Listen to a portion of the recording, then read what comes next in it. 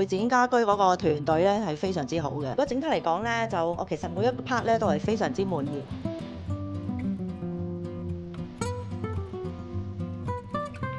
今次揾到會展家居嚟幫我哋呢個蝸居裝修咧，我就真係非常之滿意啦。嗰個尺寸咧就比較細啲，但係咧我都希望話可以裝修得舒適啲啊，望落去舒服啲啊。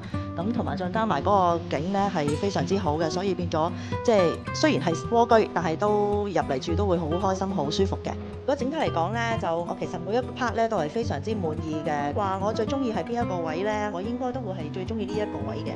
即係雖然係一個 studio 咁樣，但係咧就可以咧令到佢好似咧分開咗睡房還睡房，個廳還廳咁樣嘅效果咯。咁所以咧加咗呢個屏風咧係即係我係最中意呢 part 咯。